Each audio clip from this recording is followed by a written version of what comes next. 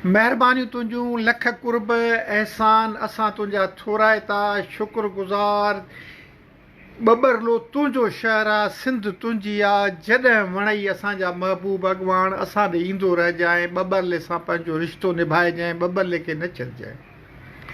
चंद घड़ियूं अॻ में आमिर नवाज़ विड़ाइच पंहिंजनि दोस्तनि सरफराज़ मेथले ऐं ॿियनि सां गॾु समें दोस्तनि सां गॾु केतिरनि ई गाॾियुनि में पंहिंजो तारीख़ी धरणो ख़तमु करे 12 ॾींहंनि खां पोइ हू निटहण ततल गर्मीअ में ततल ॾींहंनि में वॾी गर्मीअ में 12 ॾींहं हुन उते वेही करे कैनालनि जे ख़िलाफ़ु एहतजाज करायो ऐं इहो ऐलान कयो त जेसीं ताईं नोटिफिकेशन असांखे हथ में न मिलंदो एसीं ताईं धरणा ख़तमु न थींदा।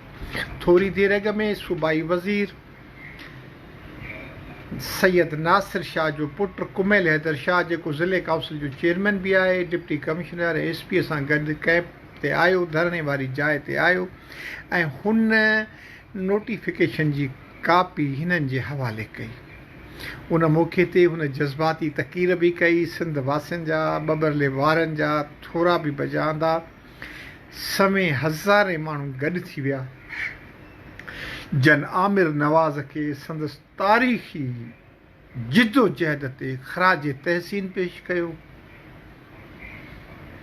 ही अजीब हिकिड़ो मरहलो हुयो जो महिमाननि ऐं मेज़बाननि ॿिन्हिनि जे अखियुनि में ॻोढ़ा बि हुआ नारा बि हुआ जीए सिंध जा क़ौम जे वतन जी ख़ुशहालीअ जा क़ौम जी तरक़ीअ जा ख़्वाब बि हुआ ॿिन्ही जे अखियुनि में। आमिर जेॾीमहिल पंहिंजी गाॾीअ में वेठो त समें माण्हू संदसि गाॾीअ खे चिंबड़ी विया। हुन जी गाॾी ख़ैरपुर तरफ़ रवानी थी वई। ख़बर न आहे त हू हाणे राति किथे गुज़ारींदा या सिधो कराची हलाईंदा पर हिन कामयाब तारीख़ी धरणे ते हुन सिंध जो मान मथां कयो आहे हुन क़ौम जो मान मथां कयो आहे हुन पंहिंजो मान मथां कयो आहे। हुन हिकु अहिड़ी तारीख़ लिखी आहे जंहिंजी यादि सदियुनि ताईं रहंदी। हिन जो अहिड़ो धरणो हयो आहे जंहिं धरणे दौरान समें हज़ारे बैत ऐं नग़मा ऐं ॾोर बैत आज़ाद शाइरी सरजी आई ऐं उमेद कजे थी त केतिरियूं कहाणियूं ऐं नाविल हिन धरणे मंझां जनमु वठंदा जीअं MRD जी तहरीक मंझां हुननि जनमु वरितो हुयो। हीअ 12 ॾींहंनि जी पुरअमन अहिड़ी तहरीक हुई जंहिंमें हज़ारनि जी तादाद में गाॾियूं कंटेनर तेल सां भरियल कोयले सां भरियल माण्हुनि सां भरियल जानवरनि सां भरियल पर कंहिं बि ड्राइवर कंहिं बि क्लीनर शिकायत न कई। खेनि मानी बि मिलंदी रही खेनि हंधि टपड़ बि मिलंदो रहियो माल जे लाइ चारो बि मिलंदो रहियो ऐं कंहिंजी गाॾीअ खे का नंढ बि न आई।